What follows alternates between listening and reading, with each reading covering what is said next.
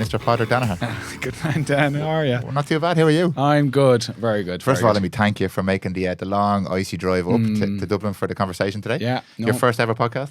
First ever, absolutely. And very grateful that I'm here. I love the content, so I'm delighted to be here with you today. So brilliant. Well, I really appreciate your time. I'm going to dive straight in, as I always do. I'm going to give you a bit of space here to maybe give some people a bit of information on your background. Yeah. I'll give a little bit of context first. My fiance is actually OT, so I have a little bit of experience, but explaining OT is always an interesting one. Yeah. So if you wouldn't mind telling us, obviously, a little bit about occupational therapy, and then what we'll do is we'll define a few terms for people as well before we dive into this episode. Absolutely. I think they try to go through a process in OT to give you the 1 minute pitch of what is occupational therapy. So, and particularly within mental health, a lot of people would identify occupational therapy with physical health. So I work with people in the community to help them engage and have a meaningful life. So what that might look like is I'm looking at their environment, I'm looking at them as a person, and I'm looking at their activities that they're trying to engage in. What are their barriers? What are their opportunities? And we sit down and we work and we hash things out together to try to make sure that they can accomplish all of their goals, live a meaningful life.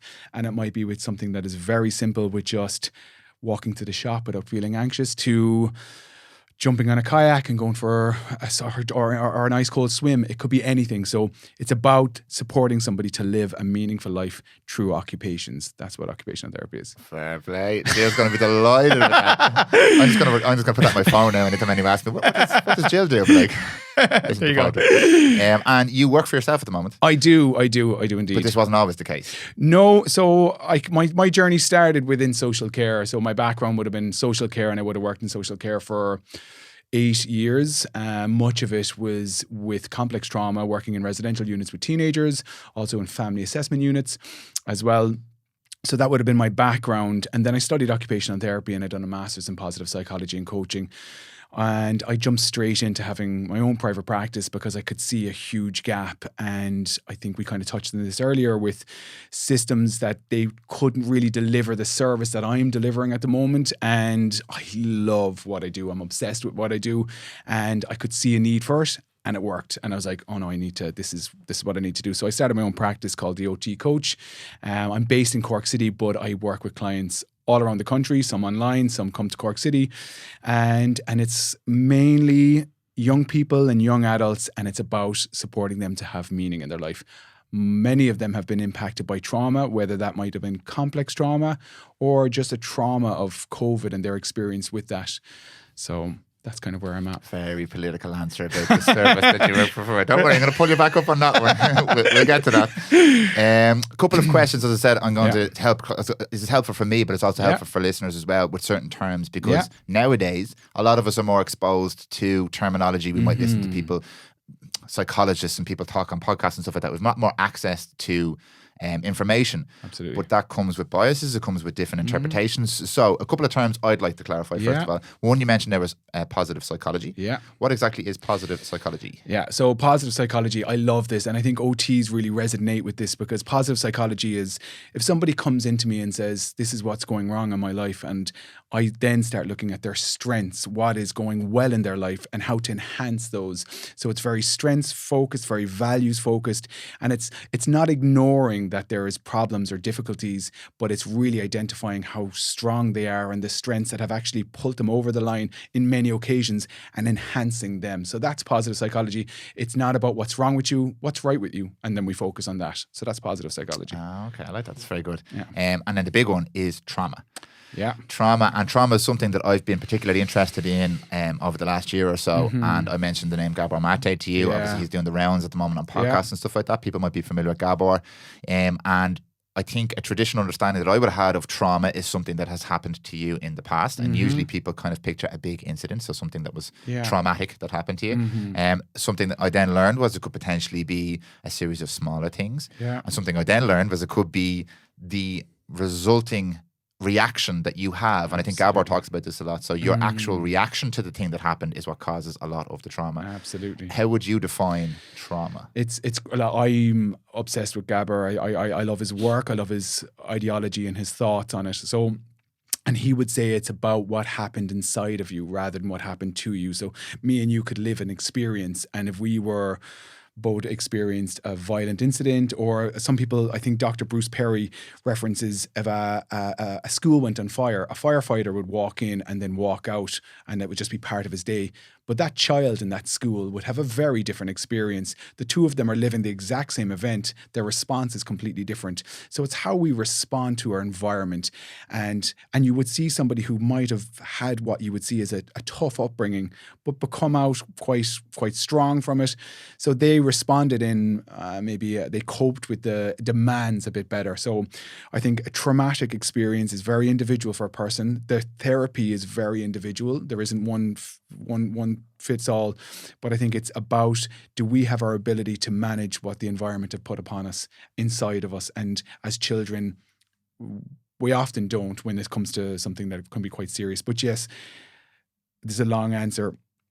We've got all day, don't you worry. Don't you worry about long answers in this podcast. So complex trauma is repeated experience of something that a young person mightn't have been able to experience. Like complex PTSD or complex trauma is a series of events. And then we have just a trauma, or PTSD would be a singular event. But it's the inability to cope with the demands put upon us. And Gabor would definitely reference that. He would say it is about what happened inside of us, not what happened to us. And that's where it sits in every nerve of our body when we're not able to cope with the demands put upon us. Do you think that we all have some form of trauma in our lives? Obviously, this is a relative thing, but do you think we all have some form of trauma? Absolutely. So there's a great study done, the ACE study. I don't know if you were familiar with it. I've heard of it, yeah. Yeah, so adverse childhood experience. They done in America, and there's some critique with the study because it was with a cohort of white middle-class people who could afford health insurance. So it wasn't a true representation. But what came from it was they could see that at least when most of the population, I think it was 80 or 90% of the population, have experienced one traumatic experience, and what they would define as one traumatic experience. The A scale looks at 10 components. So you're looking at neglect, emotional abuse. You're looking at, did your mother experience violence? Did your father experience violence growing up? Did you witness violence? How your academic performance was? Were one of your parents incarcerated? That was more referenced with the American study. You can see ones that are similar here, but they look at all these points. Now, they just scaled 10. That was another critique. There is many experiences that could be seen as traumatic, but though that the research on those 10 is quite strong. And what they could see is the higher level that you've experienced up until 4 or 5 particularly is when you could really see the physiological impact. So our body starts getting a very negative reaction to the complex trauma that we experience. So psychological trauma was, you could see that people had lung cancer, had bowel problems, had brittle bones, and so people were like, oh yeah, that makes sense in one sense that if they experience complex trauma, their lifestyle might have been negative. So they might have been smoking cigarettes, or they might have been, that wasn't the case. Some of them that had a healthy lifestyle, their bodies just didn't have that ability to be resilient to their environments, and a number of other factors. So we've had this separation from our mind and our body. They're so connected. Our nervous system runs through our whole body. When we are impacted by psychological trauma, it sits in every single cell of us, and it's in our DNA. It gets passed down. Particularly with the ACE study, they looked at intergenerational trauma, and if you've experienced 4 ACEs and then you were at high risk of cancer, diabetes, bowel cancer, lung disease, you are equally at high risk if your children were born and they were equally at high risk. So you passed on that trauma to them. So it really showed that, I suppose, we need to work through it. We need to identify it. We need to see that it's not just in our minds, but in our bodies. And I think that's where OTs can really come into play as well, with sensory integration and how we interpret the world, how we feel the world. Because my experience with trauma from the lens of an occupational therapist is every single part of our being and how we interpret the world is different if they've experienced complex trauma, and that includes sensory integration. And but that's another side note. SI, as Jill constantly mentions it to me, is definitely another side note. But what I find really interesting about this idea of trauma, and what you just explained really nicely there, is that it is and this is one thing that confuses me and some people sometimes, the idea of a positive feedback loop. So something could happen to you, large or small, and then your reaction to that causes you to have a behavior or a response, and that behavior or response reinforces the negative feelings that you had about the thing that happened to you, and that reinforces the behavior again. So you have this positive feedback loop of a negative behavior or emotion or feeling, and something that started quite small could snowball and become quite large over 20, 30, 40, 50, 60 years. Yeah. And then you become a person who is, in your own head, your identity is this thing. I don't like open spaces. I don't like loud noises. I don't like to be touched. And most, or depending on who you speak to, all or most or a lot of that can be linked directly back to something that happened in your childhood. Yeah. And it can be very frustrating in one sense to think how convoluted that whole map could be, because like 50 things happened to me today that could potentially cause trauma. I nearly slipped coming off the curb there because it was really icy. There was a loud noise as I walked past the shop. Like, all those things could be constantly reinforcing in me some of my own trauma.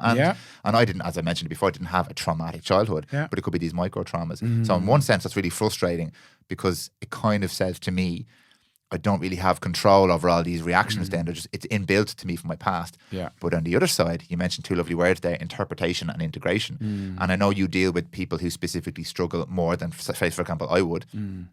But if I can interpret those signals and understand those signals, and then learn some behaviors or techniques to integrate into my life, I can actually live a less triggered life, I suppose I would call it. Triggered life. Would that make sense? That was great. Even follow, like, to reference triggered. I think when you speak about positive events for somebody who has been impacted by trauma, a positive experience, what we would identify, might have brought on a really traumatic memory for them. If they were in a room and all of a sudden somebody was really nice to them, the next step of that might be sexual abuse. So their experience of someone being nice to them is danger, and their response to that. So we are looking, I think the biggest thing to take away from it is to come away from the concept of trying to address the behavior and trying to understand the emotion of what triggered that behavior, because we can be very behavioral focused. This is an action. This is what they did. We need to sort this out. No, why did they do that? What was going on for them? So we will never fully understand all of the triggers, as you mentioned, that somebody's experiencing, but to try to build a bit of empathy and understand the why. And trauma-informed care is about asking, like, what happened to you, not what's wrong with you. It's about what happened to you. Can we explore that? Talking about it doesn't always work, particularly if they don't hold any shame about what happened, or if they've spoken about it a lot. Talk therapy, I'm not against it, and I apply it, and I open up that space for anyone that wants to speak about a traumatic experience. But talking about being raped and talking about sexual abuse and talking about it repeatedly brings up this hard feeling again and again and again. And sometimes we need to start going back to the parts of our body that are triggered by that, and how do we support that and look at interventions with that, and how do we create safety. And sometimes they don't feel good, and sometimes it's the only toolkit that people are guiding them down is, you need to talk about this.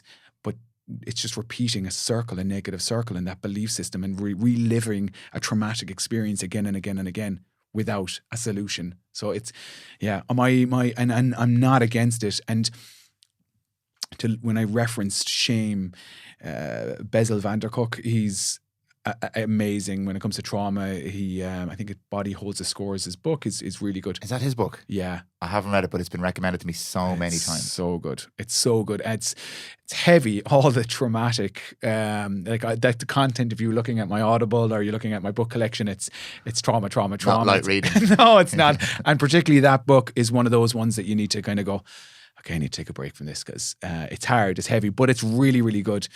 I'm not sure where I was going with Bessel van der Kolk. Well, I do want to throw, I'll give you a second to allow the mental juices to flow there. I do want to throw my hat in the ring with talk therapy that you mentioned there. Because I know where it's going. Okay, brilliant. I have to want me to shut up now. No, go, please, Dan.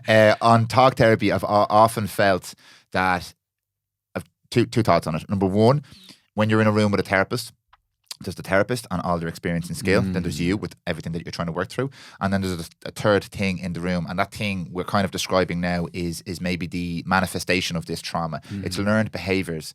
It's a block, a physical block that no amount of talk can break down, because you're trained. This person or thing running interference is perfectly trained to divert or deflect or protect or redirect or manipulate the tool that we call talk, because it's very rudimentary. We're making noises with our mouths and we're saying things, and our brains are much, much smarter. So it's usually a subconscious thing in what I've understood, where a talk therapist is trying to help you to relive something, and that either causes great pain or discomfort, or you're just so good at deflecting, diffusing, dupping, dodging, diving, it doesn't help at all, and it just reinforces that negative behavior because you still feel safe. And it's a safety mechanism.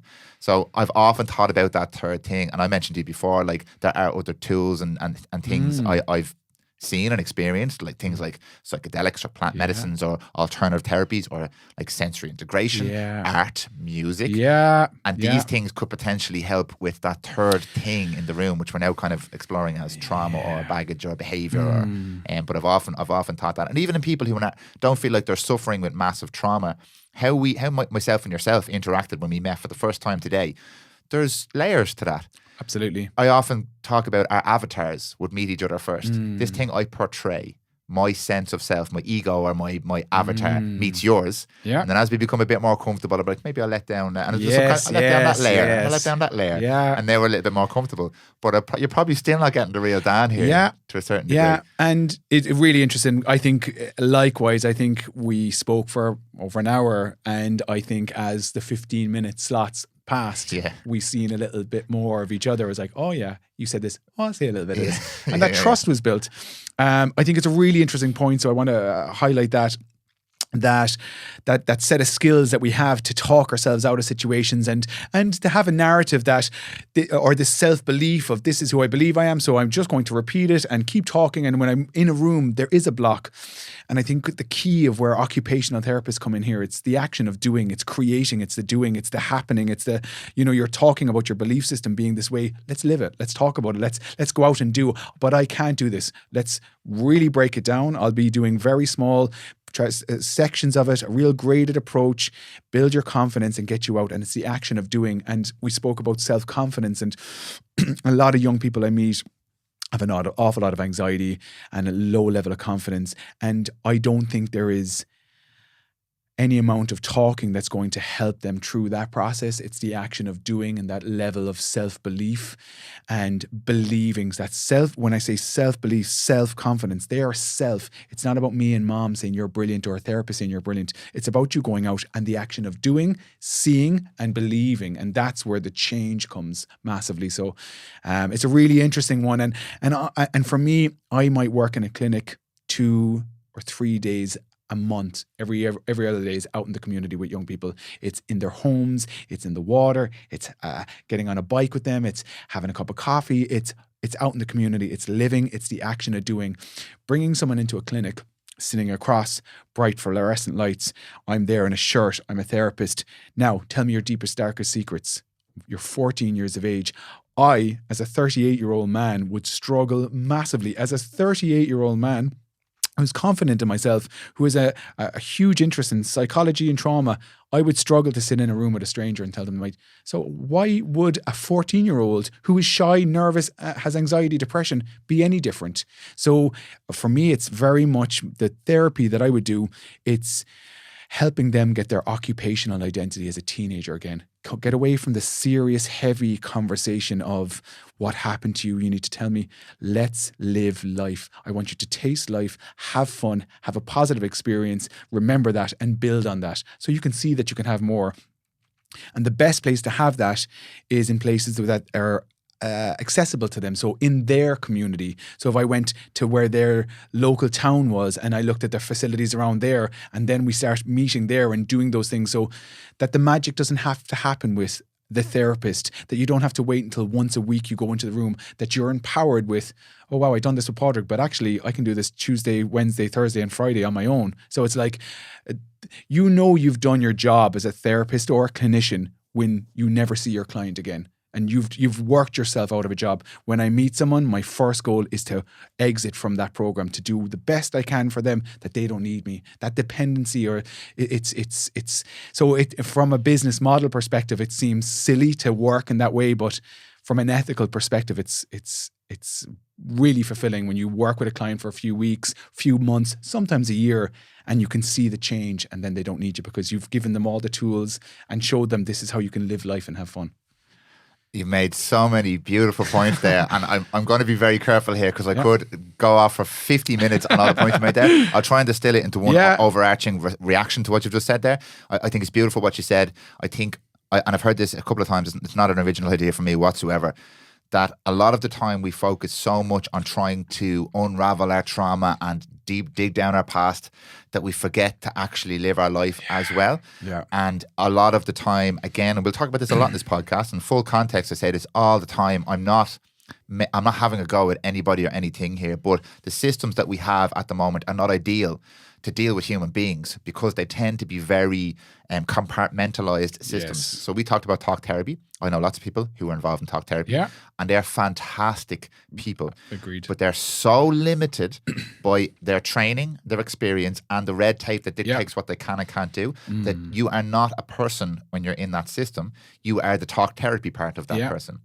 So looking at somebody as somebody who has an issue with trauma or this or that or whatever, as opposed to a person who is a human being who's trying to live their life right now, and at the same time trying to unravel some of the things that are maybe stopping them from living their life right now.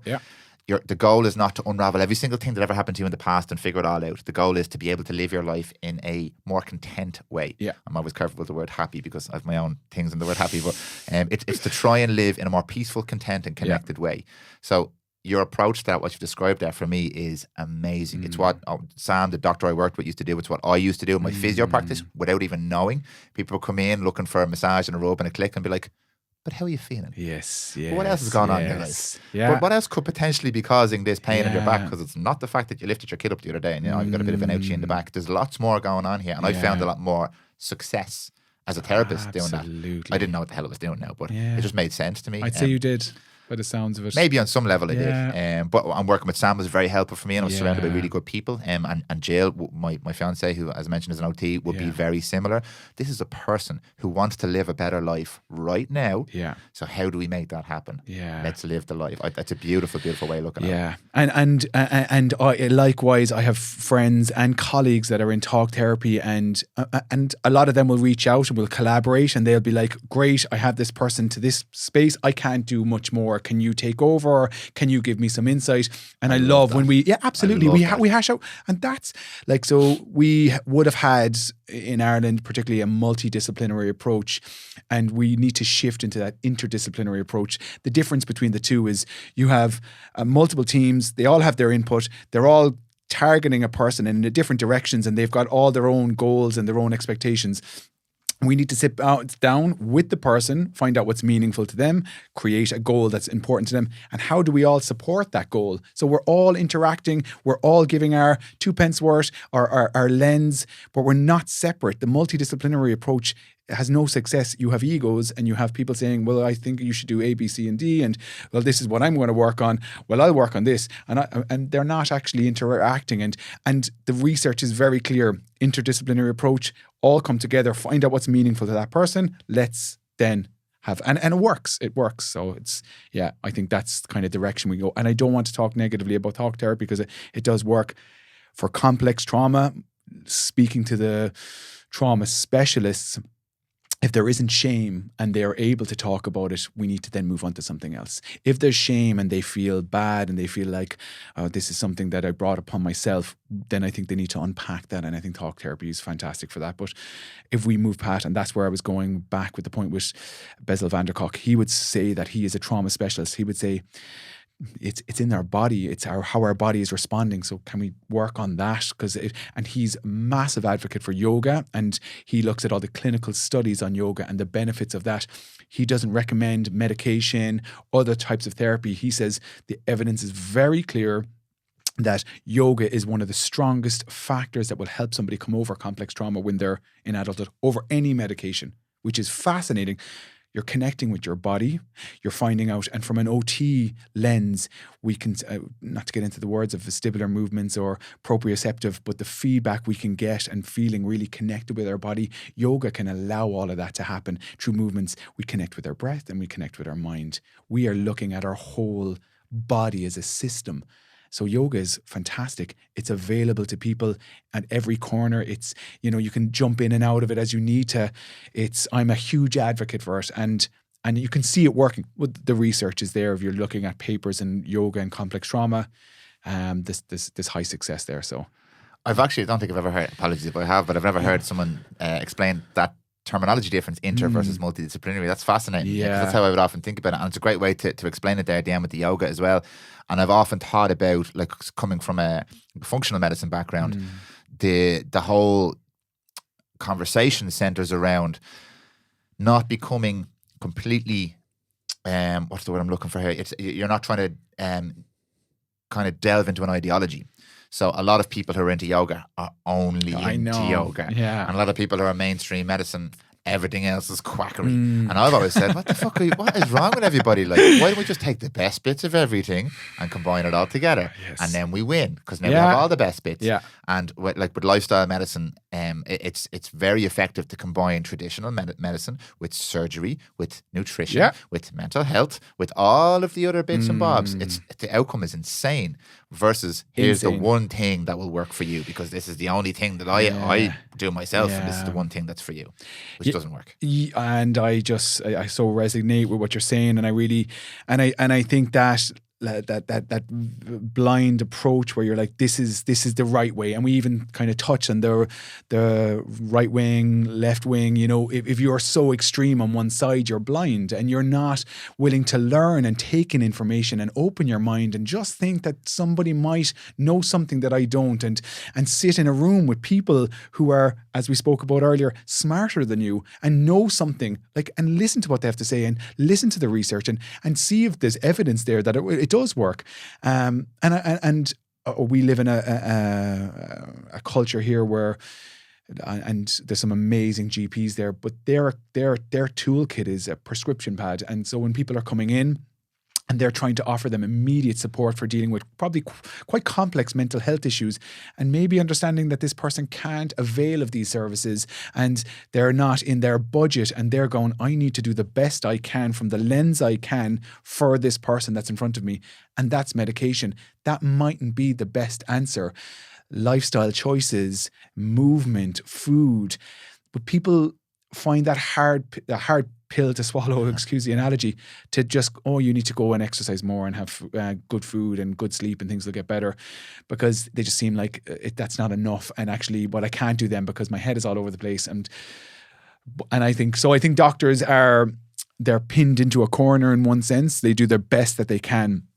But I think there is so much more that we could be doing for somebody who is struggling with their mental health than handing them chemicals. 100%. Yeah. 100%. And it is extremely nuanced. There is no right answer. There's none. For everybody. No. Everybody is different. Yeah. And in some cases, you do need the traditional medical model. Yes. In some cases. And in some cases, you don't need the traditional medical model. Yeah. The problem comes when it's a blueprint for everybody. Yeah. That's where the problem, it's what my problem is, because people have often heard me talk about this subject, and I constantly say, like, doctors, I have a fantastic respect for anybody in this industry. It's really difficult, and they're trying to help. And a lot of doctors now, especially, are educating themselves, and they're kind of stepping outside the bounds of the traditional model a little bit, and they're acknowledging the efficacy of having interdisciplinary approach, and outside the realms of the medical model as well. So lifestyle people, even the likes of breath work, relationships, stress management, all that kind of stuff. So it is coming. So I'm not saying they're stuck in the past or anything like that, but it's a very difficult model to operate within, and they have a lot of legal considerations as well. Agreed. And likewise, I think medication is amazing, and it's worked really well for some of the clients that I work with. And without it, I don't think they'd be where they are. So, like, it works. But I work alongside doctors who see things in a different way as well, and reach out to me and say, I have done what I can do on my side. What can you add? Can we link in together? Can we talk about it? So I fully agree, there is people that are going above and beyond and trying to research more. And I think we touched on it earlier as well. There is a lot of backlash, and they've got their own role, and they have to probably fight a fight that they shouldn't have to fight to think outside the box. And it shouldn't be outside the box. This should be it's very clear, but it is outside the box if they're trying to offer other alternatives than medication from a GP lens, which is hard. Yeah, very, very hard. Yeah. To bring it back to you and trauma, because this is going to happen to us a lot in this conversation. The type of person that you work with specifically now are younger people. Yeah. Who are these people, and what would be the typical kind of, I don't know if condition is the right word, but the challenges that these people face that you would see personally? So my caseload would go from, I have a young person as young as 5 to 25. The norm range would be working with young teenagers and young adults. There isn't, I suppose, a typical person. When I got into this field, I was thinking it's going to be complex trauma, people who have maybe experienced abuse or neglect growing up, and they would be the cohort of the people that I would be working with. As it transpires, COVID has caused a lot of disruption in young people's lives. So a lot of the clients that I'm working with are suffering from extreme anxiety, depression, self-harming, because they are struggling to cope with the demands that the world has put on them. And I mean, the demands are what we might have grown up as your standard, getting out, going to school, having to go to a shop, but all of that was taken from them. So they lost that set of skills and so they're drowned with anxiety of the idea of walking into a shop and speaking out loud and asking. So attending a classroom, like huge levels of social anxiety. They would never speak up in a class, but most of them aren't even attending school or struggling to attend school. So that's really the main group that I'm working with are teenagers and young adults who are probably, they've put up their coping mechanisms, which we speak about, those maladaptive negative behaviors, which is, I'm just not going to engage in the world because the world is scary. And my job then is to start bringing the world back into them and saying, is it scary? What's the evidence? Let's start living a little bit. Let's pushing the boundaries a little bit. Let's be a bit uncomfortable and let's have fun in that space and let's come back. And that's kind of the body of the work that I do. Okay. I don't know if that answered the question. It absolutely does answer the question, because I'm going to go a little bit deeper with you. Obviously, without mentioning specific examples and stuff like that. What does that look like? When you say you work with these people, what does that look like? My day is so different.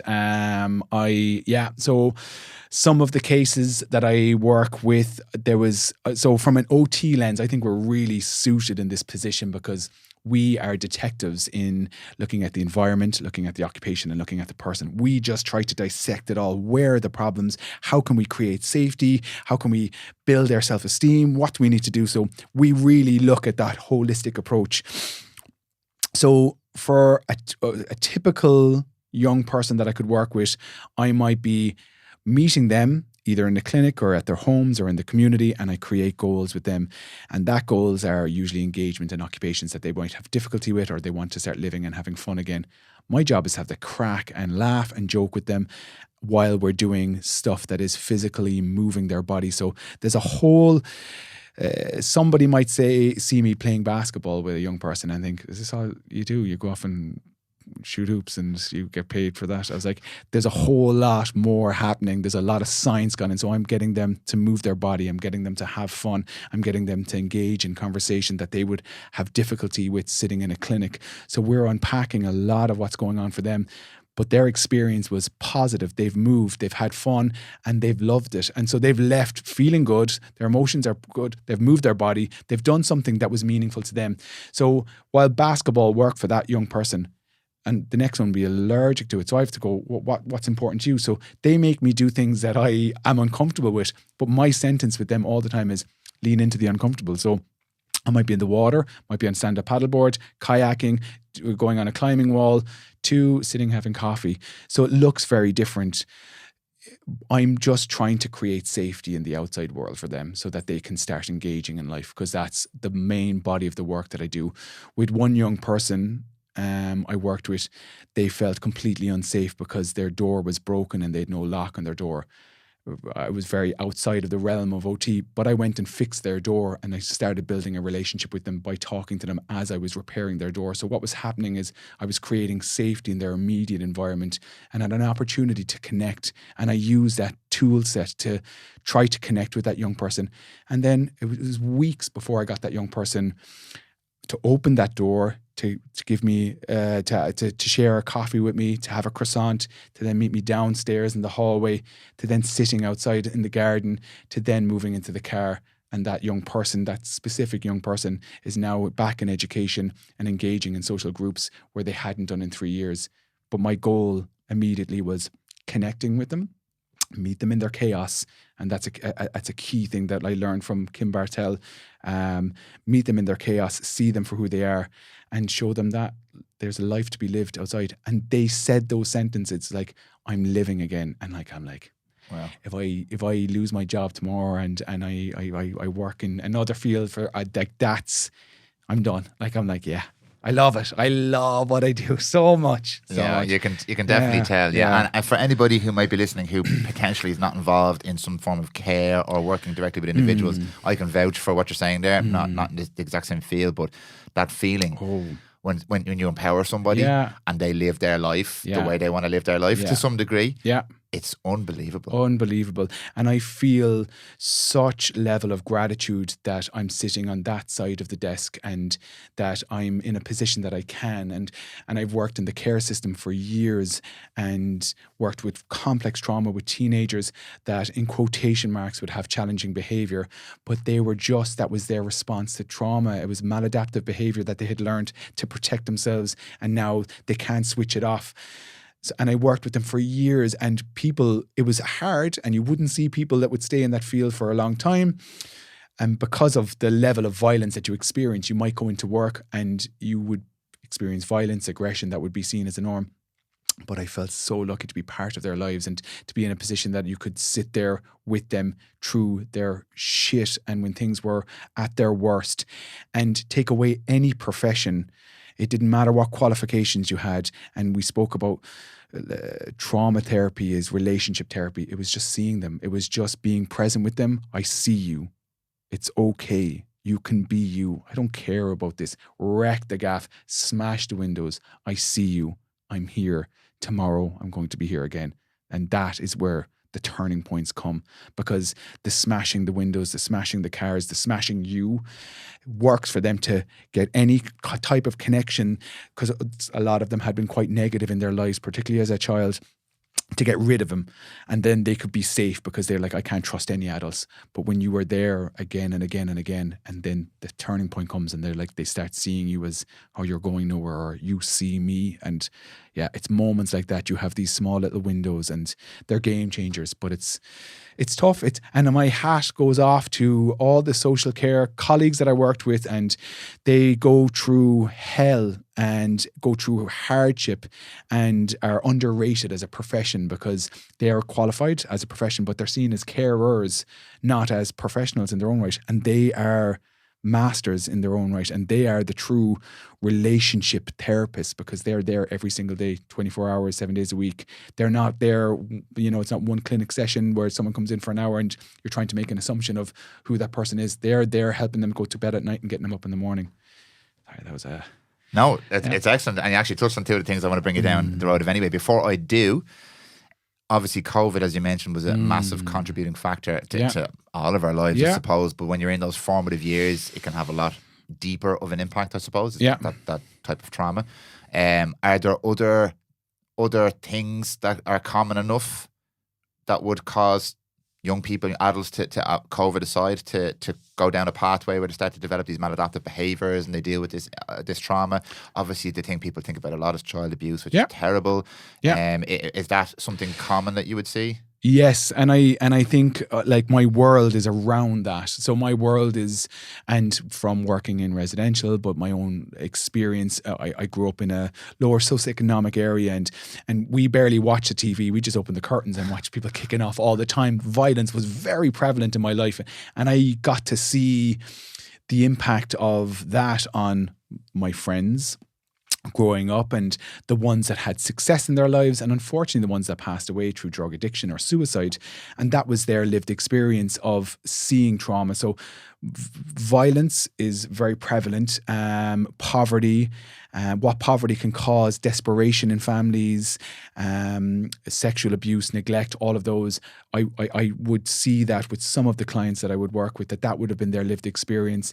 And through that, their response is maladaptive behavior. And that can go from ones that you mightn't see as negative behavior. So you'd see the fight or the flight response.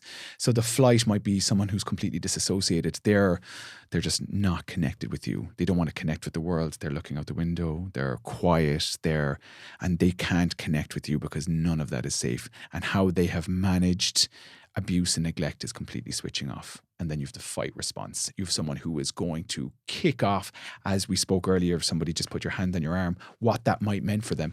Or somebody being nice to them and saying, how are you? Are you doing okay? Here's a chocolate biscuit. And their experience of that nice experience was something bad is going to happen. He's going to touch me, or he's going to do something. So immediate, you see niceness. And then people are like, how dare, I was so good to that person and I done so much for them that day. And this is what they did.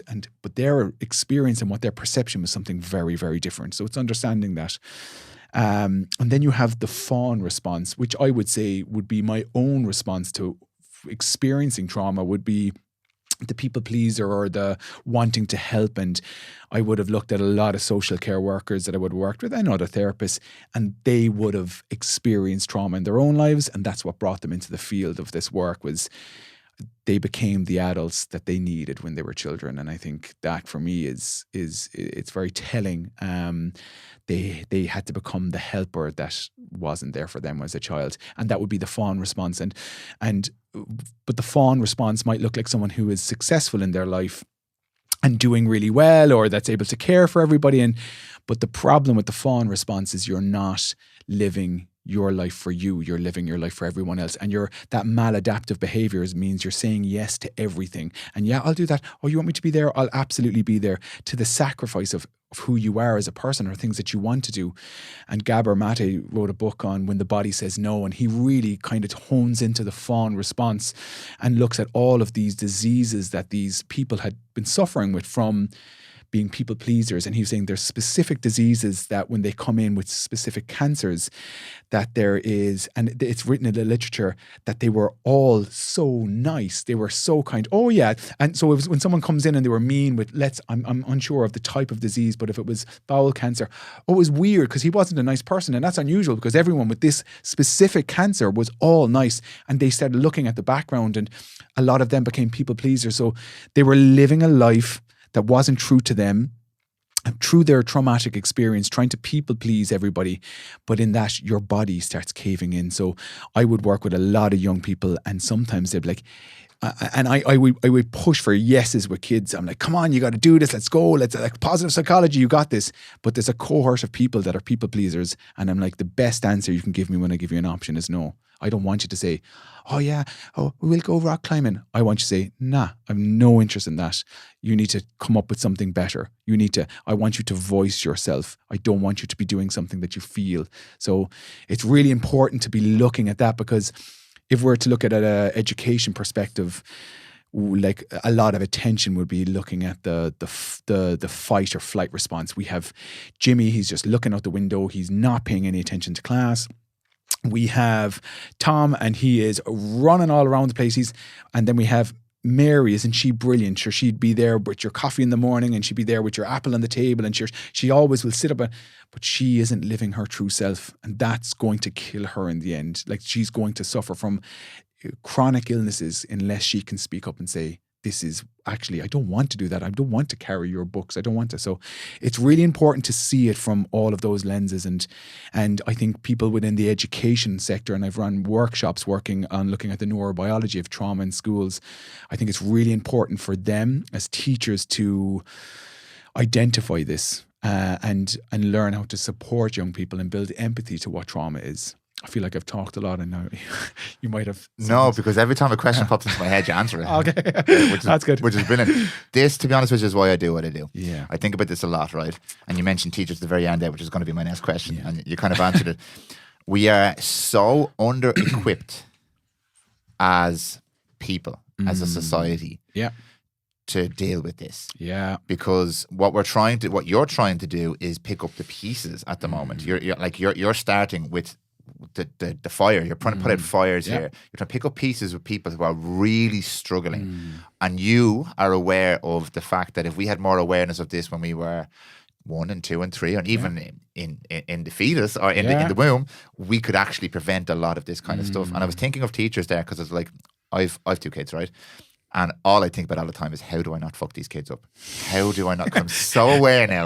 Not that my parents fucked me up at all. I'm amazing parents. It's the sentence that runs around in my head all the time with my little girl is. I'm not like how do I parent them? I'm like, how do I not fuck them up? Now I have a cheat code. Jill lives with me. She's a pediatric OT. I swear you're it's nuts. Because I was thinking about your daughter earlier on as well. As like, what a lucky girl. And in my head, I'm like, there's ways that I respond and react to my children that are completely based on me, my triggers, my trauma, all that kind of stuff. And a lot of the time I'm completely dissociated from the fact that these are people as well who are responding to how I respond. Yeah. And Jill is really, really good at recognizing that. And then I'm now trying my very best to defer to her and ask her for, like, how should I do? I'm struggling with this thing. How will I do this? I'm just trying not to fuck them up. Yeah. My kids spend most of their day with people who are not me. I'm privileged, and that's why I said this is why I do what I do, because I'm privileged to be able to sit here with you and listen to you. I'm privileged to know Jill. I'm privileged to be surrounded by people, and I'm constantly trying to educate myself, because I know how slow I am with this stuff. Trying to educate myself and apply this so I can make my kids' lives better, make my life better, make Jill's life better. But my kids spend most of their day with other people, teachers specifically, who are Zoe's teachers are amazing people. They're amazing people. How the hell are they supposed to know, if 30 kids in their classroom, how are they supposed to, one, know this, because they weren't tell you they weren't taught this in PATS or whatever they studied. How are they supposed to apply this with 30 individuals in their school when they have the curriculum shoved down their throat and they're supposed to do these things? And again, I don't have a problem with the curriculum, but this is what they have to do. So, and then, as I mentioned earlier, they have all of their own stuff going on. They have their own triggers, their own problems. They might have sick relatives. They might have money issues. They have all that going on. How the hell are they supposed to recognize when maybe Zoe needs to be told yes rather than no? Or like, it's crazy. It's terrifying. It is. But it's crazy how we're just not equipped to deal with this. So we end up putting out fires down the road. Maybe I'm catastrophizing this a little bit, but that's... And I don't want to frighten people. I say this type of stuff to bring awareness to it. For me, because I'm like, okay, this is how it is. I'm not going to freak out about that. Now what can I do to give Zoe the best chance, to give Jason the best chance? The fact that you're asking yourself those questions shows that you're doing everything. From time to time. Well, like, we look at it from our lens when we have a plan with our kids and we're trying to get them out the door, and we are looking at our agenda and our clock, and we have all these adult problems. I don't give a shit about our adult problems. Or you have a meeting to go to. I don't care. I can't find my teddy bear. That's the most important thing in my life. And if we have children that all they have to worry about is, where's my teddy bear, we're doing an amazing job. So we just need to sit and listen with that and empathize. And this is really hard because, like I would say, playing with children is not natural for some people to sit, talk, play, and see things from their perspective and have fun. It can be quite uncomfortable for some parents to do that. So I think it's really, really important to do that. But then to sit and understand that when I'm meeting them with my level of stress, I've lost control. So they're looking at us. You should have it together. It's your job to take care of all of this. I just have to worry about my teddy bear. You've got to do everything else. So we need to then go, right, I need to get my shit together. So, okay. And so I have to meet Kaya, with my little girl, with with her issues of I can't find this lace, or I need 27 baubles in my bag. There's only 15 in there. I'm like, we better go find the other however many, and that has to be my priority. And you have to breathe. It's not always easy or possible for parents to do that. So I think it's having that level of empathy. To move on to the other point with schools. I think teachers have an extremely difficult job. I think they're under immense pressure, and I have huge empathy. And I love there's some schools in Cork that are really advocating for this trauma-informed awareness, trauma-informed responsive approach. And I think it's really good because they're eager to learn, because they actually, as you said, they have a curriculum. They have a bunch of kids they're trying to do their best by, and I've seen them doing amazing work with some kids. But they need the knowledge, they need the support, they need the information, they need more special needs assistants to be in the schools to support these young people, and they need the training, and they're asking for the training. And my response with the teachers that I have met so far that have reached out, the special needs assistant and the teachers, special needs assistants particularly, have been just, give me this information. Oh my God, what can we do? I love this. How can I support this? They love it. They want it.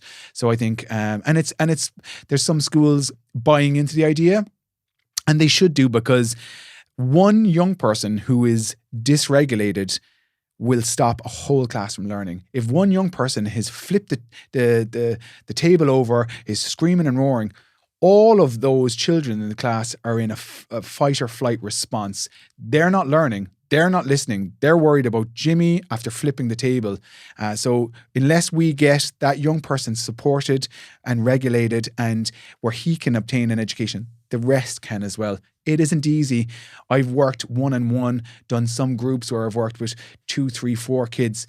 They've got a class of 30 and they got to teach them. And I'm like, my hat goes off to them. I think they're doing an amazing job. They're doing fantastic. And it isn't easy. I just think they need more support, more funding, more support. And for trauma to be really recognised. And the earlier, the better. We need to get in there earlier. Dr. Bruce Perry, he's fantastic when it comes to complex trauma. He looks at, so standard psychology and trauma would always look at the first 3 years of the child's life and how important they are. Gabor Mate would say the first 1,000 days, don't fuck this up and you can actually relax the rest of your life. He says, you mess that up, you're going to put a lot of work in. So that would be kind of his approach. Dr. Bruce Perry, his approach would be a little bit different. He would say the first 2 months. So if you have a young person and you give him a beautiful, well-supported 2 months where he's really connected with his caregivers, and then the next 12 years of his life is met with trouble and trauma, he will do better in his life than a young person for the first 2 months of their life has been met with trauma, but for the next 12 years has been met with love, which is insane to show the value that the first 2 months hold way more weight than the following 12 years. So are you trying to reflect on the first 2 months? But yeah, it's the value of it. The value of it. I'd say between yourself and Jill, you've done all right. Well, hat tip to Jill there for sure. Yeah, this is fascinating. Absolutely fascinating for me. I'm going to try and keep us on track a little bit, because this could end up being 10 hours. Yeah, there was 2 things that you mentioned expertly, saying you'd never done a podcast before. Beautiful little segues in there. And I will say these are coming from Jill. She helped me to kind of ask these questions. But you mentioned 2 things there. One was a quote you put up on Instagram, which I'll read here, about relationships.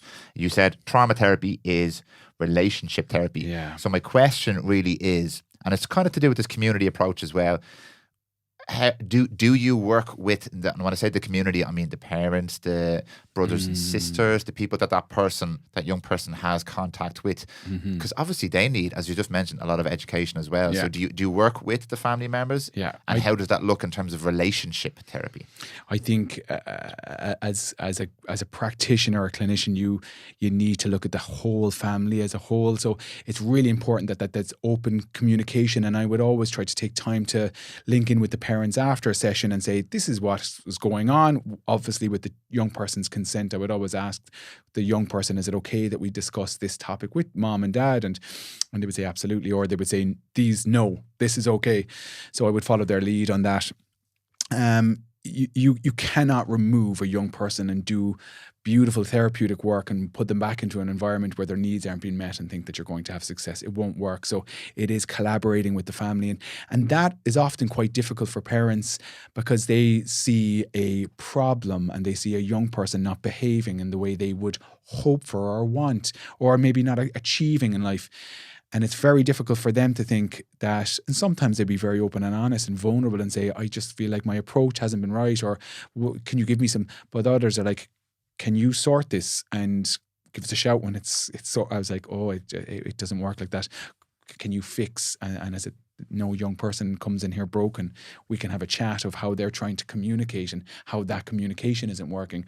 But it's about expressing how they express themselves. And when they revert back to fear, they'll go back to that maladaptive behavior, which is their instinct of And so let's say that if you can talk to the parents about that, when they're shouting and roaring, this is what they might be feeling. Or the fact that they are getting these great school reports and then they come in the door to you and they kick off. I'm like, unfortunately, that's their way of saying, Mom and Dad, I love you and I'm safe here because I've had to hold my shit together all day long and I'm just collapsing when I come home. And parents just are like, oh, I never thought of it like that. That unfortunately, the ones we love the most probably get the worst of it. When we come back, because that's our safety net. We've been holding it together, trying to be professional, trying to do this, trying to do that. We come home and we can just be our authentic self. And sometimes that's not beautiful. And so I think it's talking to parents, collaborating with parents. And parents will come to me and they'll have goals for their young person. And I'm like, that's brilliant. We'll put them to the side. And I'm going to work on what's important for this young person. And I hope that we can collaborate and bring these in. Because they might say, I'd like them to get up in the morning, no issues, dress their bed and get good grades in school. I was like, that is amazing. And I really hope that they want that as well. If they don't, I'm wasting your time by entertaining the concept that I'm going to focus on these. So I'm going to work on something that is meaningful for him or her and help them get control over their life, increase their happiness, their well-being.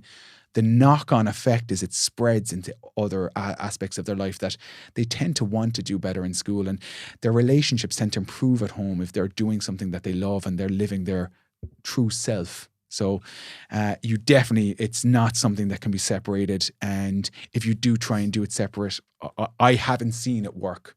You do have to integrate and talk and open up that space because they're the main supports at home. So they need them, and usually it's they're bringing this because their parents are bringing the young person forward because their relationships are troubled at home because there's argument, they're fighting, there's stuff going on, and they just want support for their family. So I hope that answers. It absolutely does. It's fascinating as well because it's probably relatable to most people who are listening to this. Yeah. Any sort of relationship, if you're in a romantic relationship, a parent relationship, whatever.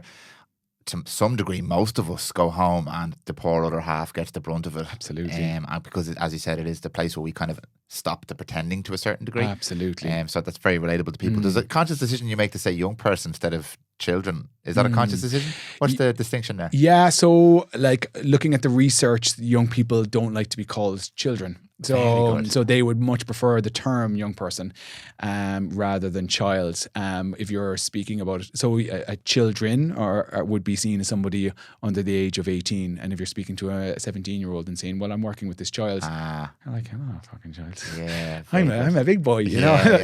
So young person, they would prefer that. That would, a lot of the research is saying that they prefer that terminology. Very good, very interesting. Yeah. You mentioned another term a couple of times there, and again another question coming from Jill. I can't claim this one. You talk about maladaptive behaviour, and I'm going to just have a look at the question specifically to make sure I don't make a mistake with this one here. Maladaptive behaviours are obviously a form of coping mechanism. So for somebody who has that chronic stress response, that it's a behaviour, it's something that they've ingrained into their sense of self in a lot of cases. It's something, and most of us have these to some degree as well, but something they've been doing for a long, long time. That can often be a form of protection for them, and sometimes can be quite useful in a world where there are actual real dangers. Absolutely. Or your brain is interpreting a real danger to you, because if you have a physiological response to stress, that's dangerous. It is actually dangerous to your health. There are approaches that you've mentioned before of kind of calming or regulating those stress responses. Yeah, that's quite a physical and a sensory approach. Yeah. And Jill's question, not my question, is from a psychology point of view and an emotional point of view there, when you are working, because a lot of systems will specifically target the sensory and try and remove that sensory trigger or downregulate that sensory response. But you could leave someone feeling very emotional and vulnerable there. Do you integrate a psychological approach to that as well? Do you work with people or do you integrate that approach yourself? Thanks, Jill, for the question. Great question, Jill. It's a really good question. And I actually got asked something similar to that point, after doing a workshop, one of the SNAs asked me, we were working on sensory integration. We were working on specifically sensory attachment integration. And I would have got training by Aideen Brannock, which would be a big name within that world. Jill would probably know. And she looks at our sensory systems and when our attachments aren't formed correctly or how they're impacted. So I would look at specific exercises and to support young people if they're dysregulated and if they're hypervigilant or hypo, and that would be looking at somebody who is that fight response or the disassociated, an exercise that we could do. Now, the issue is, if you're doing this work with these young people who've created these maladaptive behaviors to protect themselves, and then you send them back into the environment where they're now unprotected and we've taken their shields from them, is that the right approach? And there's an argument on both sides. And when you speak about that overactive stress response and that I'm going all the time, the pressure that has on our body and our heart and our mind, we are going to have chronic illnesses and we're going to die young for it. So we need for them to see that we can pull back from that, we can relax and we can build positive relationships with adults, safe adults. And I think they've developed the skill set enough, and I this isn't from research paper that I've read or anything, but that they can switch it on when they need to, when they go back home, because they've lived with it. But I want them to start experiencing life without it and let the guard down a little. But it's a tough point, and it's a really, really good question, because are you taking away a shield that has worked for them? But I think if that shield is constant, they're going to die younger than they would if they can release that shield and let their heart breathe and their mind breathe and their body breathe. But it's understanding and maybe unpacking that with the young person of what the environment's like, what you need to do, what are the safety strategies you need to do to protect yourself. So I think it takes a little bit of unpacking and trying to develop a toolkit for them where they're not on all the time and that they can breathe. And then when they need to bring it on, that they can. Yeah, it's a really good question though, and I think it's tough, and it's probably it would vary from individuals, because I have thought of that. It is quite concerning to take away their shields and send them back to a space that mightn't be safe, and that's where you really should be working with the whole family to open up that safety space. Yeah. This term safe spaces is it's meaning more and more to me the more I learn. And I maybe it was Gabor that mentioned this idea of the ego as something useful. And I came across the concept of not ego as in I'm egotistical, but the ego as in the sense of self that we have developed. Yeah. Correct or incorrect, based on all the inputs that we have from even before birth now, as far as I'm understanding. Absolutely. This avatar I spoke about is this perception of myself that I have created, which helps me orientate myself in the world. And the first time I heard someone talk, I think it was Gabo, was it helps me orientate myself in the world. So we don't eliminate the ego. We want to understand it and maybe reprogram it or tweak it, that it's not a stress response as such. We still need a sense of self, but maybe a healthier sense of self or a more well-rounded sense of self. I came across this concept with the plant medicines and psychedelics, as we touched on before, the concept of ego dissolution. So this idea that we will dissolve all of these things, and we spoke about this with talk therapy as well, this third thing in the room, we'll break that down and to facilitate us gaining more awareness and understanding of who we actually are. And then when the plant medicine wears off, or you've gone through the ceremony of this experience, that gets built back up again. It doesn't go away. It's not gone. But now you have a slight more understanding of what that is. And maybe there are areas of it that aren't quite helpful for me as a person. They're not that healthy. So maybe I can work on those. I'm going to let them go now. They're back. I'm protected. I can go back into my environment and use these behaviors again. But maybe the next time I have an experience that maybe triggers me or something that makes me uncomfortable, I can now observe that as an observer, as opposed to just have a complete emotional reaction to it. And then maybe there's a different way I could handle this situation. So I find it fascinating and relevant to everybody. Agreed. Especially in the context of people who are really struggling, because obviously that's the putting out fires that I mentioned before. Yeah. But it is something we can all apply, an understanding of these mechanisms, these shields, the ego, whatever terminology we want to use for it. Because he makes another point. These are all words that we made up. These are all words. So like some people call it the ego, some people call it maladaptive behaviors. So these are all words that we made to describe something that occurs naturally in all of us. So we can misinterpret that or put it in a box that's too restrictive.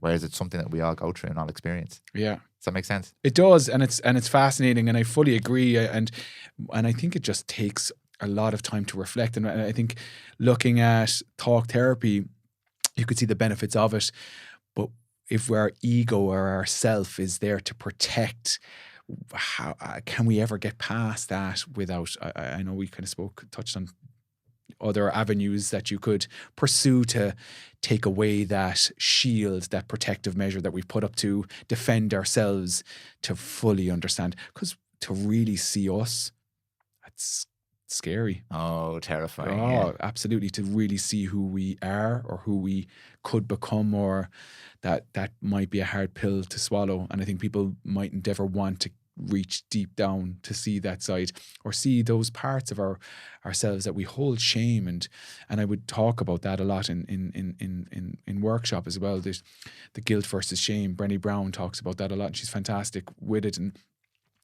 when we hold a sense of shame, it's parts of ourselves and our being and parts of our identity that we don't tend to talk about it, because shame has difficulty existing in words.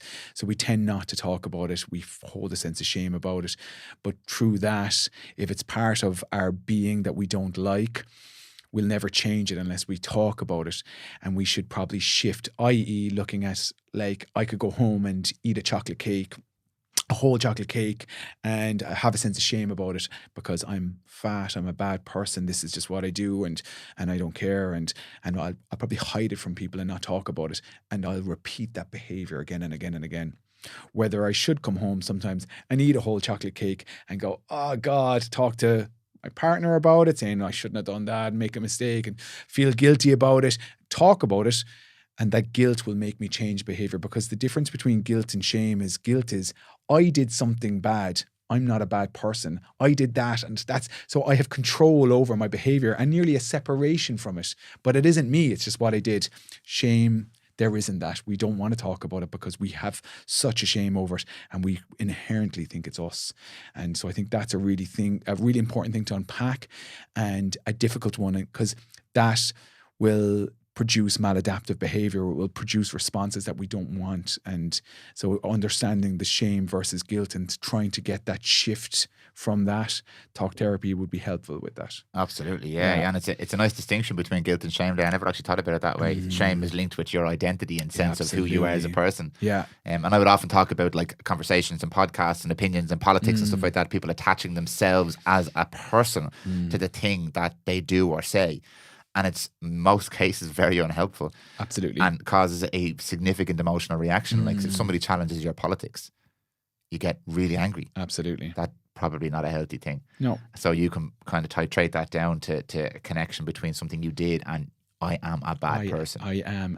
And it has a lot of difficulty existing in words. So talking about it, shame just, it doesn't do well with... words are limited. Absolutely. So I think it's good to open up that space and to look at it from the positive perspective. When we start shifting and when we have that negative identity, how detrimental it is for us and the behavior that we engage in, when we can shift that point of view to, I'm a good person, and I would really promote that with young people. When I see them, I look for the good in them and I pull it out, and that we touched on that positive psychology and what is positive psychology, and it's looking at the strengths and the values and pull that up more, because if they can start identifying with, I am a good person and I am this person that wants to achieve, and they believe in that intrinsic motivation, I'm done. My job is done. When they have that, I'm like, oh no, this is what I want and I'm going after it. Great. And they will accomplish anything. But they need to see themselves in that viewpoint, see themselves in a lens that they mightn't have believed.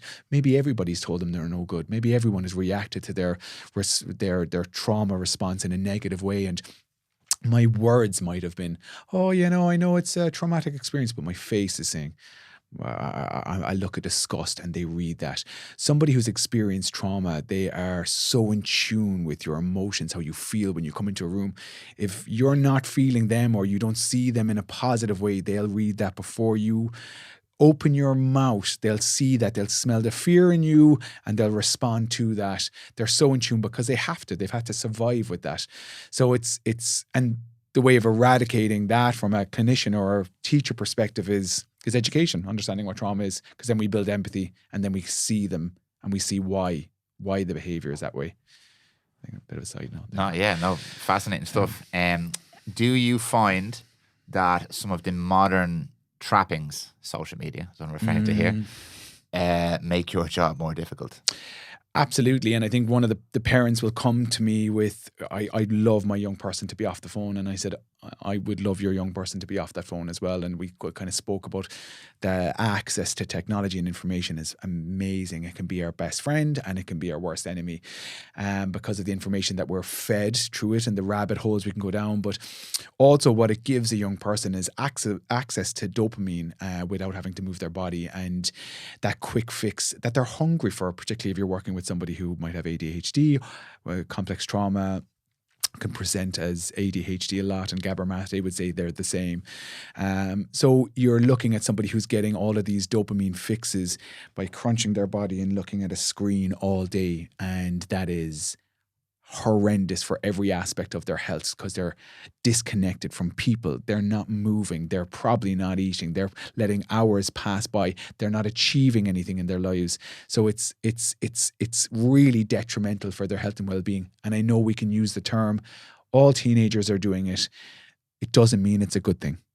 So yeah, I would agree. I think the mobile phone, and I would see it as a comfort for some young people when we would engage in sessions, and if we were outdoor or we were getting in the car, the first thing they'll go to is their phone. And if you watch a queue of adults and they have to stand in a queue for 0.1 second, first thing they do if they feel a little bit uncomfortable, out with the phone. Yeah. And that's seeking that dopamine to relax and kind of go, oh, I'm okay. And it is a comfort blanket for people. So, but too much of it is, it's disconnecting them from an opportunity to live and be connected to people. And that's so important. Yeah. And I think, I don't know, was it Jonathan Haidt spoke about this. I can't remember exactly who spoke about this, but there's a lot of commentary around this now as well, as it is a distillation of some of the more negative aspects, especially when you're younger, of that negativity bias and that imposter syndrome and a sense of a lack of a sense of identity, because it's the perfect platform where you've no sense of human connection and no way to regulate the signals you're getting from a person who's saying something to you. They wouldn't say it to you anyway in person. But, and you're getting all of this negative feedback on your own life, whether that's indirect from just looking at other people and comparing how, quote unquote, happy they are compared to how shit you feel, or direct, because I remember, maybe it was Haidt, spoke about the introduction of the iPhone and the direct correlation with the increase in rates of suicide among young women, massive issues with mental health. And that's in, I believe the terminology is typical people who don't struggle necessarily with more difficulties, as in the young people you might deal with.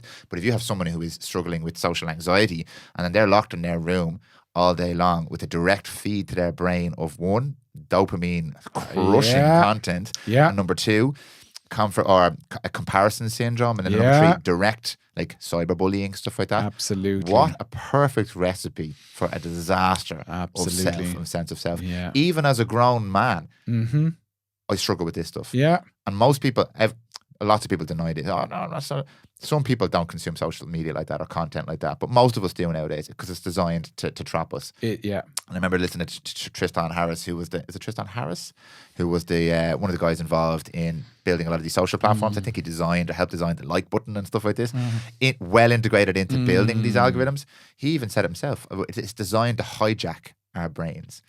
So none of us are exactly the best example of the healthiest, most robust, resilient brain anymore. And these technologies are designed to hijack us. So I can only imagine it makes things way more complex, because you can't, like, I'd love my children off the phone. You then isolate them from their peers. And create other problems. So it is about, as you said, education and empowerment, as opposed to, no, you can't have that. And having rules and being consistent with boundaries as well at home, and saying, like, this is our time for dinner. like phones off the table, like and leading by example. And if we are pulling that out and they see us using the phone at the table, or they, it's very difficult for us to go, do as I say, not as I do.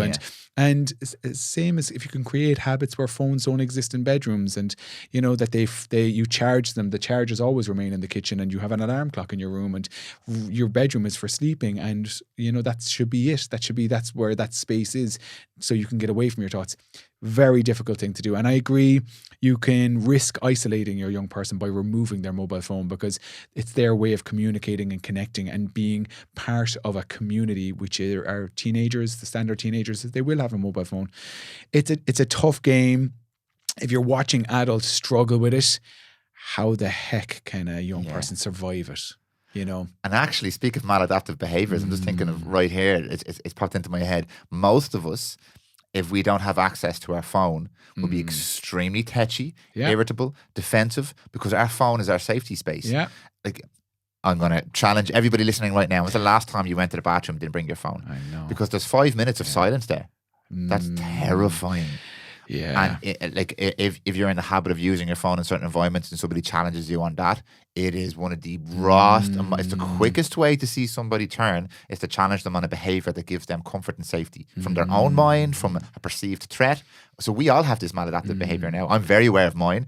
I often have to leave my phone. I leave it downstairs when I go to bed. I leave it because I know if I don't, I'm going to use it. Yeah. I don't have a choice. I don't have that level of discipline or will, because I'm going to use it. So, that is a maladaptive behavior. Yeah. And if someone takes it away from me, I can be very defensive about that. And I observe that really regularly. And if somebody forgets their phone at home, there's a sense of absolute exposure. A sense of exposure. Something's wrong. I'm missing something. I have that safety blanket. I'm going to have to sit here. And I mentioned on a podcast briefly before, I had to drive from here to Tallaght, about 20-minute drive. And I decided for some reason not to put a podcast on, and I drove in silence, and it was almost like a psychedelic experience. I swear to God, my brain was like, "What the fuck is this?" And it's not like I was sitting in silence. I was on the M50, so you are stimulated, but I wasn't as stimulated to the level that I usually am, because usually I have constant input. And my brain was like, the fuck is going on here? I started to question life decisions and thinking about all day. I was like, whoa, this is crazy. Wow. So it's insane. We're brought to that level that even 20 minutes in silence. And doing an activity and a high tense activity of driving the M50, it's not a relaxing one either, But to my brain it was, because it's usually driving and listening to a podcast. And I listen to a lot of stuff that would be relatively heavy, it's information dense. So it's fascinating to speak about maladaptive behaviors. It's really interesting. In social care, one of our lecturers asked young people to go, adults, to go home and to sit in a room for half an hour in silence. And they said it was the most horrendous experience of their life, to sit in a room for half an hour. Some people listening will wonder why I had that reaction. I think I mentioned this before. This challenge I was doing, I built in 5 minutes of meditation. One of the most challenging things to do, just to teach my brain, it's okay just to be here. But anybody who hasn't tried this will listen to us say this and go, here's a challenge right now. 10 minutes. Sit in a room quietly for 10 minutes. See how you freak out. And do nothing. Don't give yourself no nice pictures in the wall. Turn the lights off and sit in the room. It's freaky. It is. It's freaky. It will test you. And like meditation and that sense of calm and to relax your brain, I think there's loads of science on it. It's really positive. But as a prescription for someone who's been impacted by complex trauma, it's not always the right approach. So you had this horrific memory. Now I'd like you to go into a room and be quiet and think about that, or think about life for 10 minutes. What are you going to think about? So it doesn't. And we like to consume information. It's great because we can be passive in it. That's why reflection and to think about ourselves is so important, because we actually don't get enough time to do it. Journaling is great for that. Writing your thoughts out, putting them on page, and particularly handwriting with a pen and paper, not typing where we can delete and start again. And I think it's just like seeing our own thoughts come to life, and it actually gives us a little bit of breathing space to reflect, and that we don't have because we're consume. Yeah. Because it feels better It feels better. So when you're looking at that, and particularly with young people, and you're you're asking them to do something that's uncomfortable. I'm like, okay, we need to get you out. We need to get you experiencing anxiety. And then we learn how to manage that. And I look at their window of tolerance, or I would look at a circle and I'd be like, here's where you are at the moment. Your circle is so small that you feel comfortable sitting on the couch. I need you to feel comfortable here. That means you need to go out here, be uncomfortable for a little while, come back in, rejuvenate the battery and go back out. And then we keep expanding that until you can actually feel a little bit more comfortable in all aspects of your life. And their response, a lot of it is like, but I feel good here.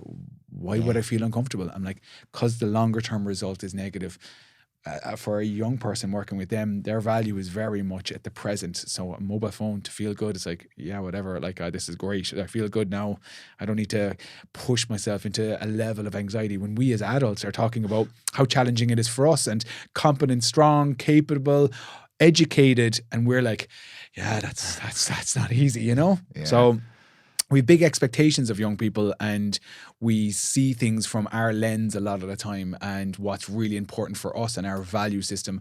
And we're like, they should see this way. I'm like, no, we didn't when we were their age. We need to come back to what's really important for them, get them excited about life, but not our own values, you know? So, and they don't have the brain capacity to care either. Like, they send people to war when they're 17, 18, 19, because they don't have that capacity to think in the long term about their future and care. And they don't care about getting shot. But you don't send soldiers that are 31, 32 that really actually go, whoa, hold on here a minute. I have a family. I have a life.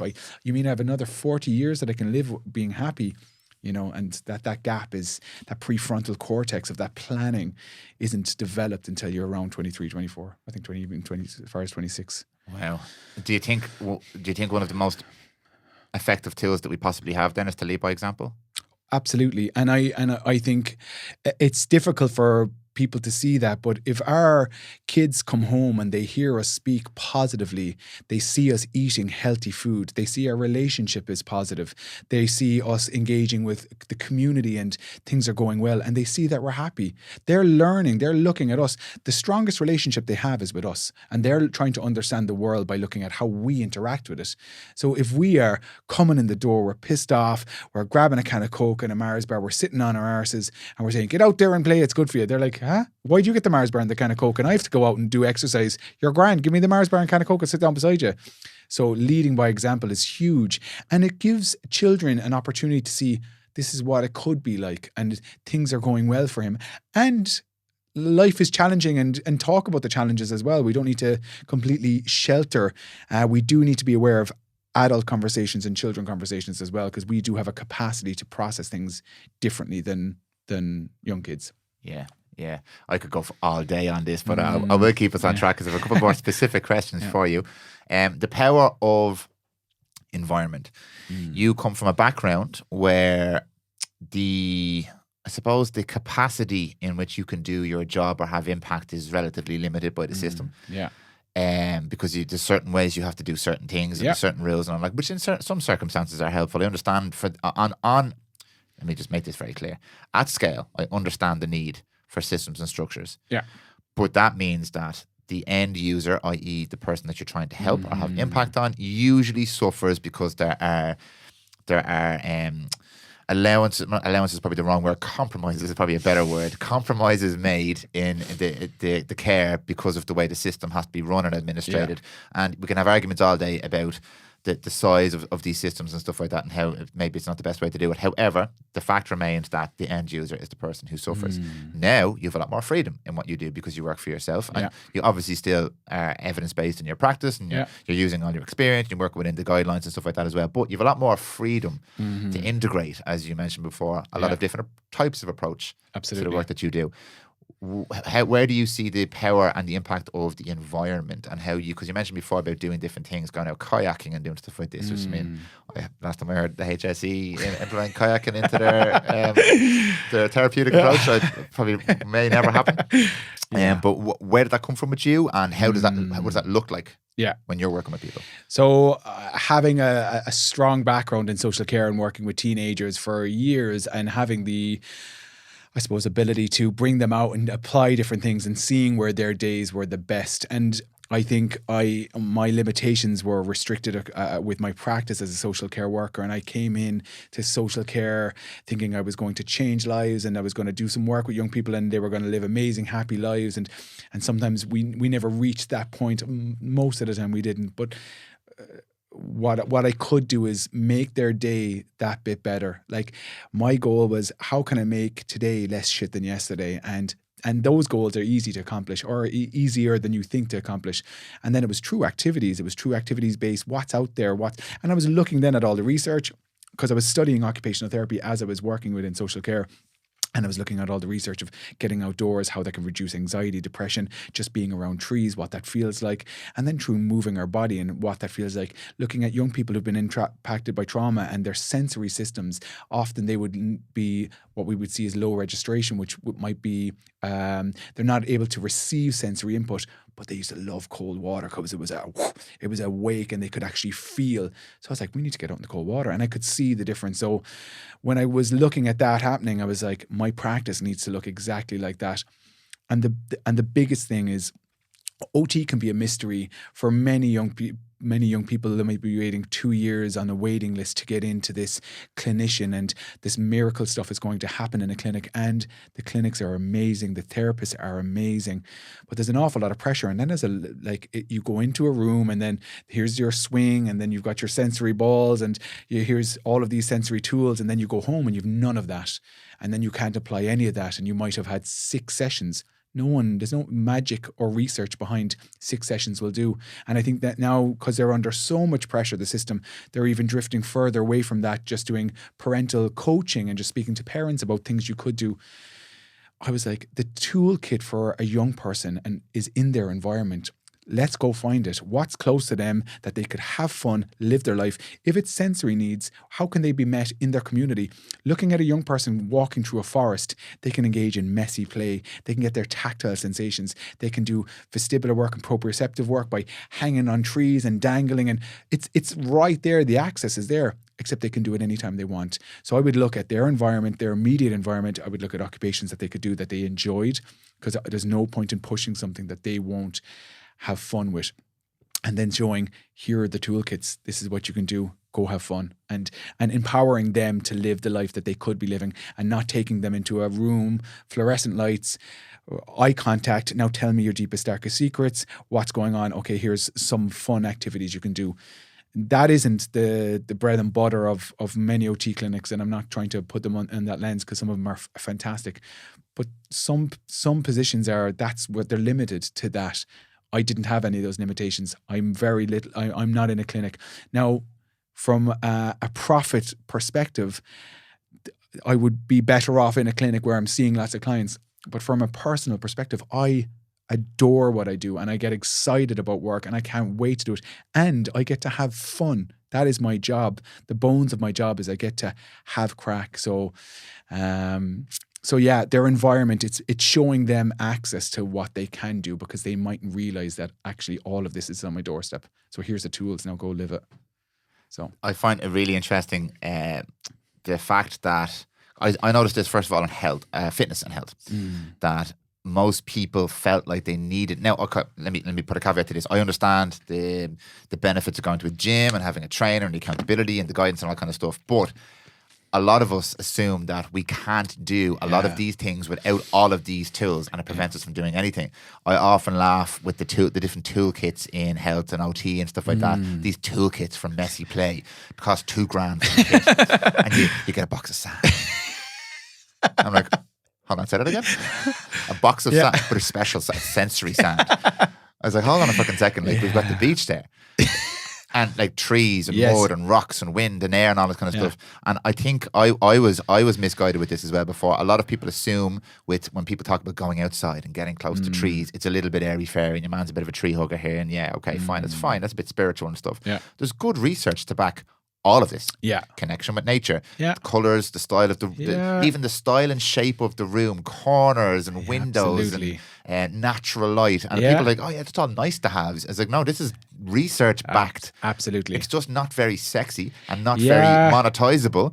Because I can't sell you my box of fucking sand if you can go down to the beach and go on the sand. And I do understand in certain circumstances, or when you have a system that has to operate on scale, there's limitations there. But us as individuals, as parents, as friends, as whatever, we're not restricted by that. If we have young people or family members or whatever, and we have this information and this knowledge, we can start to do some of this stuff ourselves. Absolutely. For both ourselves and the people who because like we often hear about like going outside and connection with nature and stuff like that. And for me, it's almost like a switch. When I get out into the forest, like I love the woods. When I'm in the woods, it's literally like a switch. My brain goes from 11 to 1.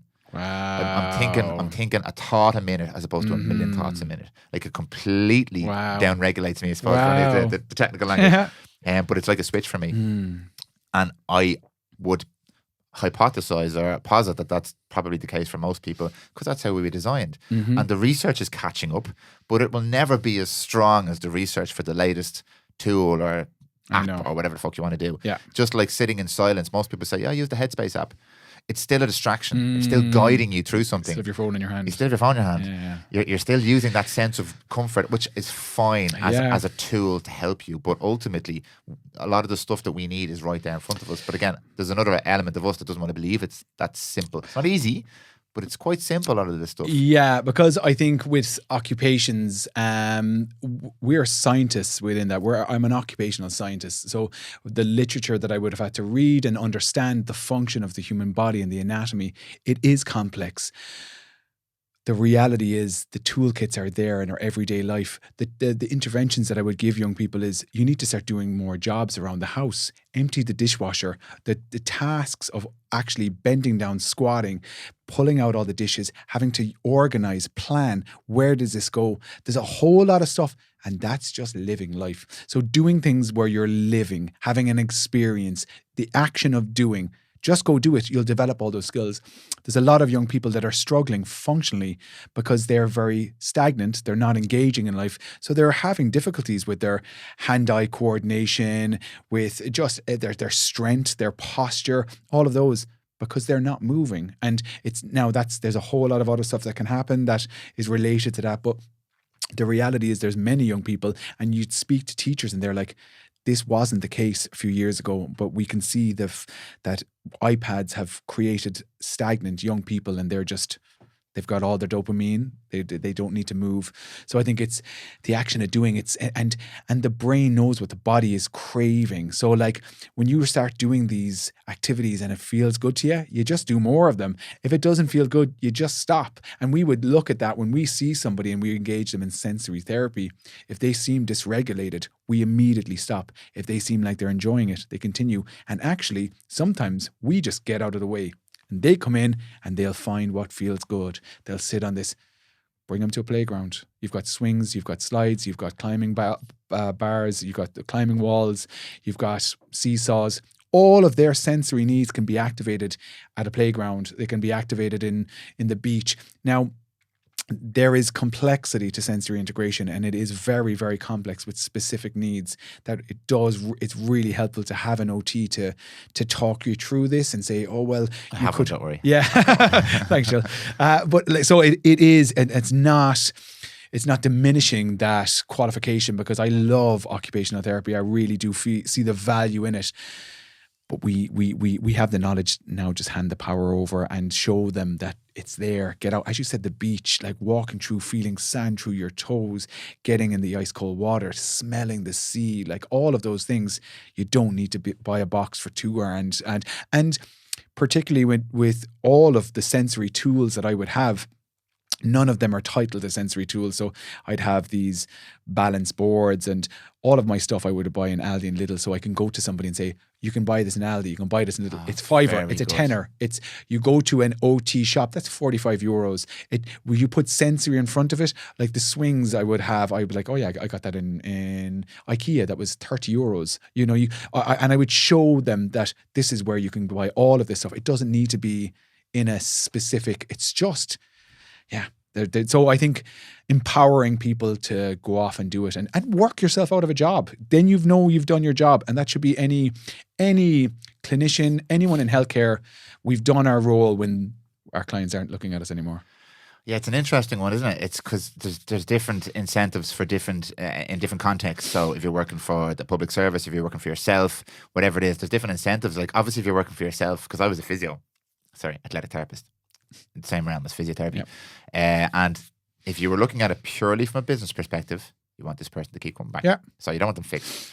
But if you are in that job, as most people are, for the help, the caregiving reasons, you want that person to never come back, because that means that they've developed the skills and tools themselves. I don't use the word fix, but you've developed the skills and tools to manage whatever you need to manage and to prevent or to rehabilitate or to whatever it is. That gives you massive job satisfaction. But it's not a great business model. No, it's not. It's not. And I agree, it's not a great business model. But if in one sense, while you're not getting repeated customers, people are saying it's referral based. Absolutely. Like I am rubbish at advertising. I'm rubbish at the Instagram thing. I'm rubbish. And I haven't got any work through that avenue. All of my work is through referrals. It's like, oh, I've heard of. And actually, if I was looking for a clinician, I'd rather go to a physio that someone said, actually, I was with him. He's brilliant. A few sessions, I was grand. Not, I'm with Timmy a year and my ankle's still killing me, you know? Yeah. You know, so I think it's referral, it's word of mouth, and do a good job in any job that you take on in your life. Do a good job, and work will follow. Like, yeah. Before I ask you, because I did mention I want to briefly touch on your life as an entrepreneur at the end. Before I ask you that, I know it's very hard. I'm not asking you to give recommendations here whatsoever, but if you were to pinpoint a couple of areas or a couple of things that people in general, I don't mean people who are struggling with specific conditions or challenges here, just people in general could focus on or be aware of, or skills that they potentially understand a little bit more that would be helpful. Would there be things that you generally would point to? And again, I say this with a big asterisk beside it. Everyone's different and everyone needs specific attention. Yeah. But are there some general areas you think that we can brush up on in general? Yeah, I think, and I'm glad you pointed that out. Absolutely. It's very difficult to go, here is an intervention that will work on every young person. No, it doesn't. But I think there's the go-to when it comes to working with complex trauma is build a bit of knowledge on your own side of what complex trauma looks like, what it can present like. Try to look at the emotions behind the behavior. That is something that I would say time and time again. Looking at a young person, and it's actually just trying to understand the young person, looking at their window of tolerance, understanding that their irritations might take nothing, it might take a little tap on their shoulder before they lose it. So understanding that their window of tolerance might be very, very narrow, because they might have come into school and they are starving, they haven't slept, and they've just watched a horrendous assault last night. So when they come in and you tell them, pull out your bag, put on your thing, put your feet down, like they took them everything to walk through the front door. Understanding that, knowing that, will help you build empathy. And I think empathy will be such a positive tool, not sympathy. And people will break the two of them separately. Sympathy is standing back and kind of going, oh, it's terrible, isn't it? Empathy is really sitting with them and going, talk to me. I can see you're hurting, and I want to feel what you're feeling. And that's empathy. It's really understanding and trying to sit with somebody. So it's trying to develop an understanding of the young person and trying to meet them where they're at, and understanding that their ability yesterday mightn't be what it is today. So they might have been able to complete a task yesterday, and you might be like, well, you did it yesterday, you should be able. That's not always the case. We just don't know what happened the day before. We don't know if they haven't slept, they haven't been able to process the information. So their memory bank is not able to take in, or they've had to deal with horrendous stuff going on at home, or they're currently in a really panicked station. They might look regulated, but they're not. And I have loads on this, but another point is regulation doesn't necessarily mean someone sitting on their chair. So a teacher might say, it's great, I have them all sitting down now with their things and they're looking at me. Like, just because they're sitting down and they're looking, it doesn't mean that they're regulated. They can be completely either disassociated or gone, completely dysregulated. So I think it's understanding those, but building awareness around what trauma might look like, trying to understand what's happening for the young people and support them the best you can. And yeah, so that's, I think, from a teacher perspective. from a parenting or much more foster placement perspective, I think they have taken on a huge job and are amazing human beings, because they're now fostering young people who might have come from a complex background. So 24 hours a day, 7 days a week, they're offering care to young people and doing the best they can. I think the systems around is what they don't need to do anything. They just need more support. They need the whole system to just go, what do you need from us? That's what they need. I would love to see every system going from the social work department to psychology to OT to kind of go, how can we support you in doing the amazing job you're doing? So like my hat goes off to all the foster carers out there, because they're amazing and they're working with some very complex cases. And we kind of touched on this when we spoke on the phone. The PERMA V model in positive psychology, it's a really lovely one to have a look at, and it's again not a go-to, but it kind of touches on a lot of aspects on our life. It looks at positive emotion, it looks at engagement, very relevant for OT, finding meaning in our life, our relationships, achieving, having accomplishments, and the V for vitality at the end, which they've added, which is looking at food, diet, exercise, sleep. It kind of covers a fair bit. So when we're looking at the PERMA V model and we're like, are we living a meaningful life? Is this young person that I'm working with or that is living in my home, is he having positive relationships? Is he engaged in what he's doing? Is he finding meaning in what he's doing? Is he accomplishing anything? Is he ticking these boxes? Is he eating good food? Is he sleeping? It's a good cover. It's a good checklist to make sure that we're meeting their needs. And relationships are in there, and relationship is everything. Without it, you have nothing. And if you can see that young person for who they are, care for them, offer them kindness, offer them empathy, just meet them in their chaos, in their shit, whatever that is, sit with them. That they're game changers. Yeah. So there would be a few. It's fantastic, and I really appreciate that as well, because I know it's hard to give. Yeah, that kind of. But I think you've done a lovely job there. And my learnings from you, because it's really helped me to kind of organize my thoughts around a lot of this, is that observation, the observation piece. You said that they'll tell you what they need through their actions, if not their words, through how they express it physically or emotionally. That people will tell you. And I know personally, and I know many of us are so wrapped up in our own stuff.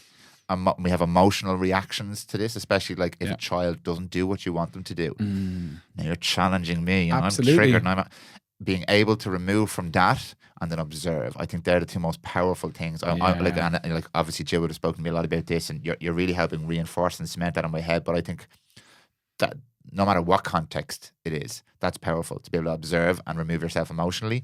Yeah. And that's relevant for all of us.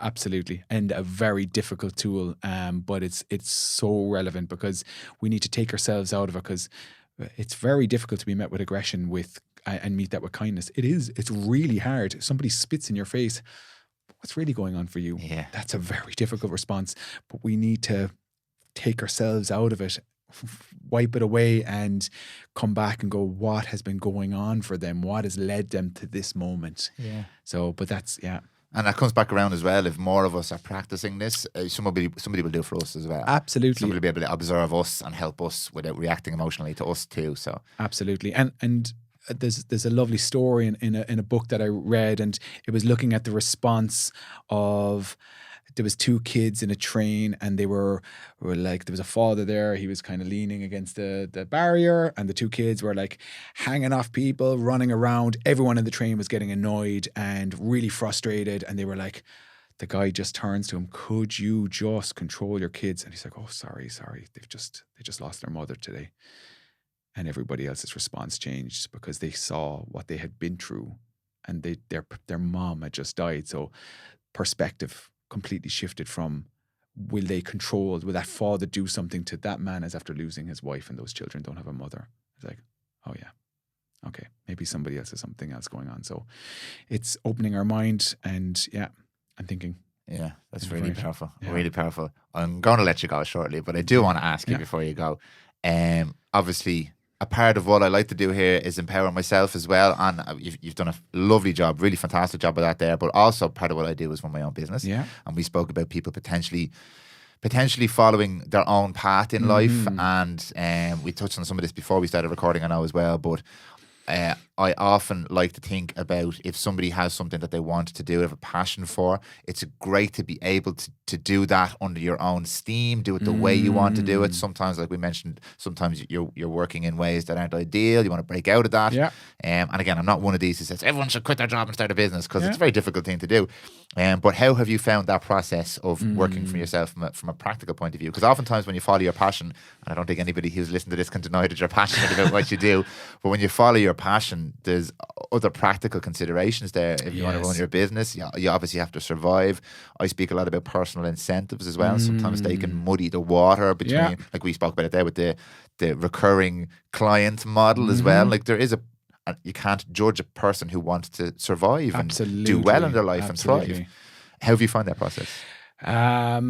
Difficult, but I love every minute of it, and I've worked for the HSE, and it's very much, you know, you just stick it out and your pension is there, and you're surrounded listening to your colleagues as well as your superiors speaking in this way, and then even to the point where it's like, no, this is something that I need to do for me, and I love it and I'm excited, and people like in shock and just talking you out of it.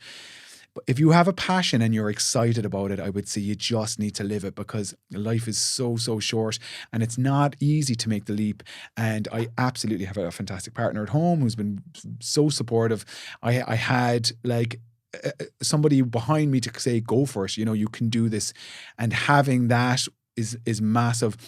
And you made a really good point earlier about that concept of always being under pressure. If your outgoings were 45 grand and you had 40, I can so see how people are like, my priority is my children having a pension, having sick pay, having all of those things, and that's enough for me, and I'm living true to myself because I'm with them.